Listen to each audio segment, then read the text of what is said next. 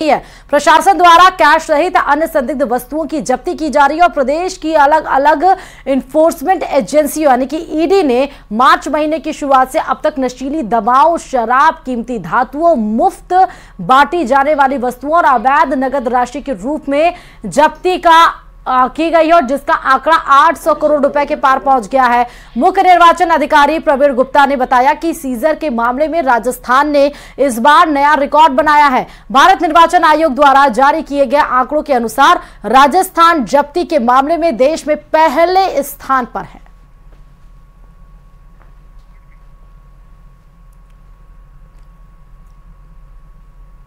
चुनाव में किसी तरह का धन बल का प्रयोग ना हो, कोई लालच ना दें, इसके लिए आपने पूरे देश में जो कार्रवाइयाँ की हैं दूसरे राज्यों से, चाहे वो महाराष्ट्र हो, गुजरात हो, तमिलनाडु हो, काफ़ी पीछे छोड़ दिया है। 700 करोड़ कल तक था और आज 800 करोड़ का आंकड़ा आप पार कर चुके हैं सीजर का।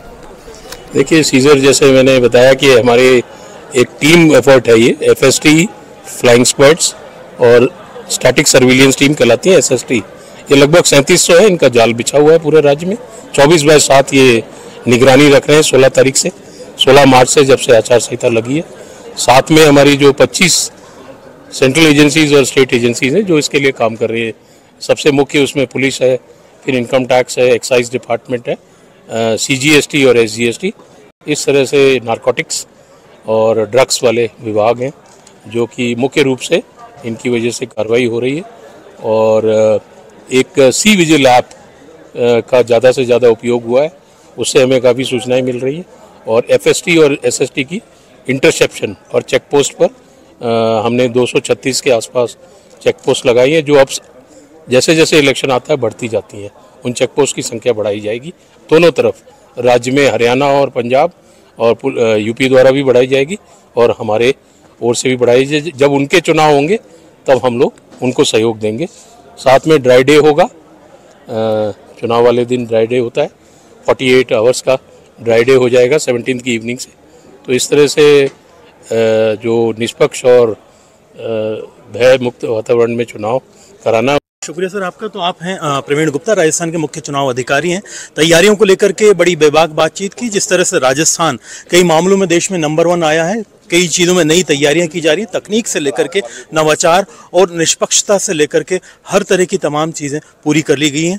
अब जनता से अपील की गई है कि वो अपना वोट ज़रूर कास्ट करें ताकि मतदान में हर इंसान की भागीदारी हो सके।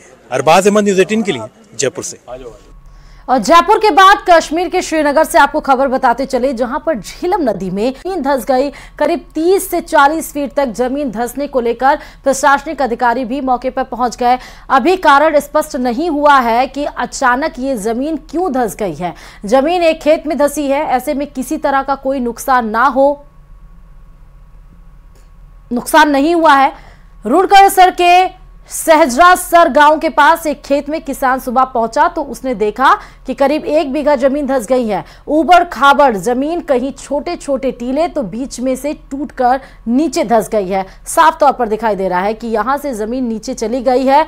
रेत होने के कारण कटाव भी साफ नजर आ रहा है। माना यह जा रहा है कि सोमवार की देर रात ये घटना हुई। प्रशासनिक अधिकारियों के साथ ही टाइगर फोर्स के सदस्य भी मौके पर पहुंचे। और पश्चिम बंगाल में कल यानी कि रामनवमी पर विश्व हिंदू परिषद और हिंदू संगठनों ने विशाल उत्सव मनाने का ऐलान किया है। VHP ने यह दावा किया है कि विशाल उत्सव में पूरे बंगाल से 70,000 गांवों के करीब 1 करोड़ से ज्यादा लोग शामिल होंगे। इस मौके पर पूरे बंगाल में 200 से ज्यादा शोभा यात्रा निकाली जाएगी। वहीं कलकत्ता हाईकोर्ट ने भी विश्व हिंदू परिषद को कुछ शर्तों के साथ रामनवमी में जुलूस की इजाजत दे दी है।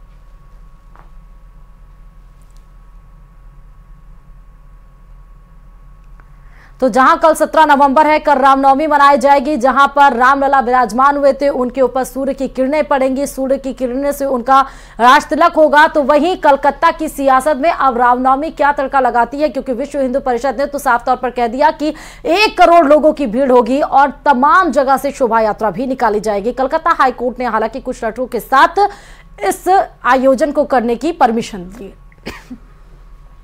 और सीमा हैदर के पाकिस्तानी पति गुलाम हैदर की ओर से दायर याचिका पर एक्शन शुरू हो गया है। जी हां, गौतम बुद्ध नगर जिला न्यायालय की फैमिली कोर्ट ने समन जारी किया है। सीमा हैदर, सचिन और सीमा के वकील एपी सिंह शादी करने वाले पंडित को समन जारी किया गया। अदालत में शादी के अलावा बच्चों के गोद की प्रक्रिया, धर्म परिवर्तन को भी चुनौती दी गई। मामले में अगली सुनवाई 27 मई को होनी है।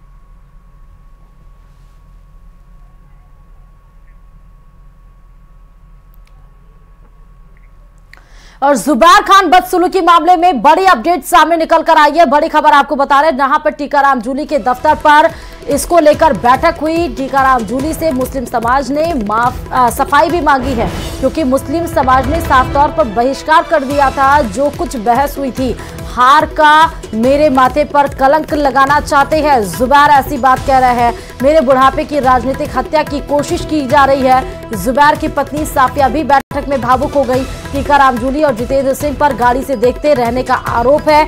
दोनों नेताओं द्वारा जुबैर को बचाने का प्रयास भी नहीं करने से नाराज है मुस्लिम समाज। और मुस्लिम समाज ने कहा कि हम कांग्रेस को नहीं देंगे, हम उसका बहिष्कार करते हैं, हम सब के सब बीएसपी की तरफ जाएंगे। और अब टीकाराम जूली के साथ ये बड़ी बैठक हुई, जिसमें जुबैर ने साफ तौर पर कहा कि राजनीतिक मंशा के तहत ये सब काम किया गया है। तो उनकी पत्नी भी इस बैठक में मौजूद थी, तो काफी भावुक नजर आई जब ये सब पूरा मसला कल हो रहा था। तो उस समय टीकाराम जूली पर भी आरोप है कि वो गाड़ी में बैठकर नजारा देखते रहे, लेकिन कुछ करने की कोशिश नहीं की, जुबैर को बचाने की कोशिश नहीं की। और अब मुस्लिम समाज है इससे नाराज। राजेंद्र इस खबर पर हमारे संवाददाता जुड़े हुए हैं। राजेंद्र, टीकाराम जूली से मुस्लिम समाज ने सफाई मांगी है, क्या और जानकारी?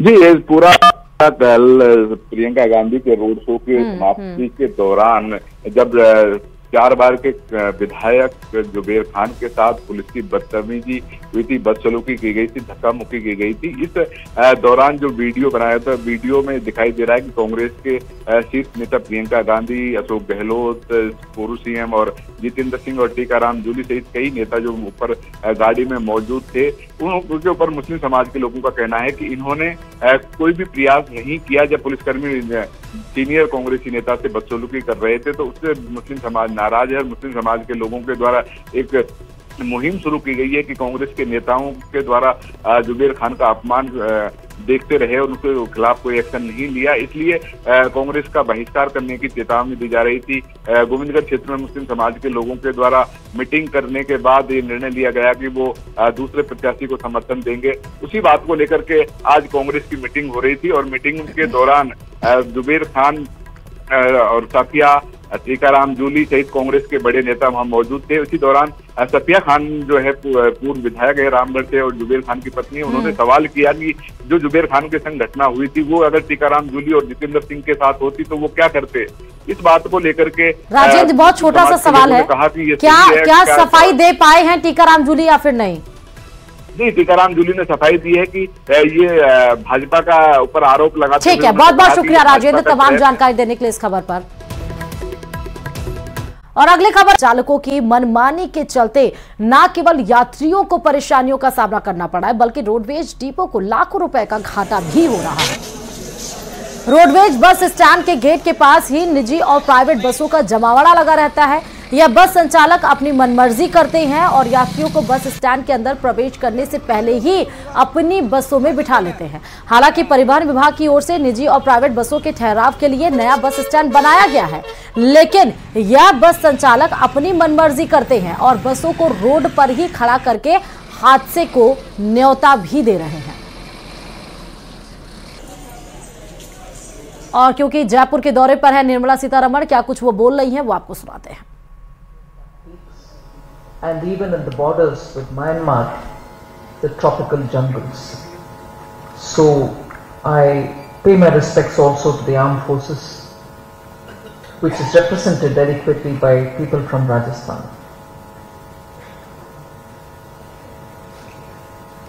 Durgashtami has been referred to in the welcome address. It's Vasanta Navaratri period. We worship Shakti all right, but on the Navami day it is going to be all Ayodhya. After several decades, several centuries, Sri Ram has found a Bhavya Mandir where he should have been.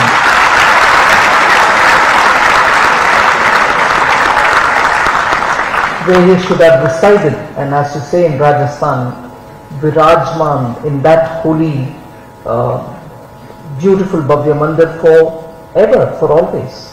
But unfortunately, he hadn't had a place to be except for a tent. And that literally tugged at the heart of every Indian. And today, when he's got his due place, we all will celebrate this first Ram Navami with our Lord being in the right place.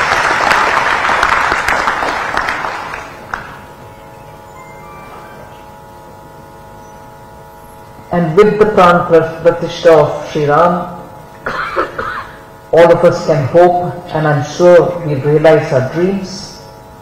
The golden era of India will start. It starts with an Amrit Kaal. The Viksit Bharat of 2047 hopefully will be achieved with Sabka Prayas.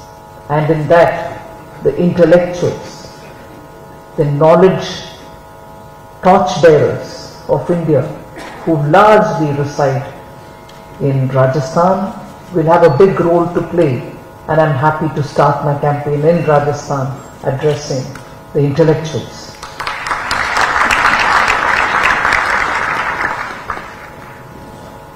It is this optimism which Prime Minister Modi has brought into a country which had given up all its hopes. In 2013-14, irrespective of party affiliation, no one could hide the fact that you were not sure where we were going. Fragile 5 we were. Capital was getting out of the country. Not just those foreign direct investments which had come, but even our India's own businesses, big businesses, were shifting their. तो जयपुर के बिरला सभागार में आप वित्त मंत्री निर्मला सीतारमण को देख रहे थे, जहां पर चार्टर्ड अकाउंटेंट फाउंडेशन में उनको बुलाया गया था, जहां पर वो स्पीच दी और रामलला के प्राण प्रतिष्ठा को लेकर रामनवमी का जिक्र भी किया, राजस्थान की इंटेलेक्चुअलिटी की भी बात की। रुकते हैं छोटे से ब्रेक ले, देखते रहिए न्यूज़ 18 राजस्थान। हर वर्ग हर क्षेत्र के कल्याण और उत्थान की बात, किसान, महिला, युवा, गरीब के कल्याण की बात, स्वास्थ्य की बात, और यही एक संकल्प पत्र है जो भाजपा जनता के प्रति संकल्पित होकर उसको पूरा करने की गारंटी है। यही मोदी जी की गारंटी का विश्वास है। कांग्रेस के घोषणा पत्र में सिर्फ चौथी घोषणाएं हैं, जो आज़ादी से लेकर अब तक सिर्फ घोषणाएं की है, उनको कभी अमल में लेकर नहीं आए। इसीलिए 2018 के विधानसभा चुनाव का ही मैं जिक्र करूँ तो उन्होंने कहा कि किसानों का संपूर्ण कर्जा माफ करेंगे, बेरोजगारी भत्ता देंगे। वो हुआ क्या? नहीं हुआ। और मोदी जी ने जो कहा वो करके दिखाया, भाजपा ने जो कहा वो करके दिखाया। तो यही अटूट विश्वास देश की जनता का आदरणीय प्रधानमंत्री जी के और भाजपा के प्रति है। खबर टोंक से है, जहां कोहला माता का यह मंदिर वन क्षेत्र की पहाड़ी की गुफा के मुहाने पर है। इस गुफा को लेकर अलग अलग कहानियां और मान्यताएं हैं। लोगों की मान्यता है कि यहां पर पूजा अर्चना करने से मनोकामना पूरी होती है। पहाड़ी पर गुफा के बारे में लोग बताते हैं कि यह गुफा 40 किलोमीटर दूर निवाई के रक्तांचल पर्वत पर महादेव मंदिर में जाकर खुलती है।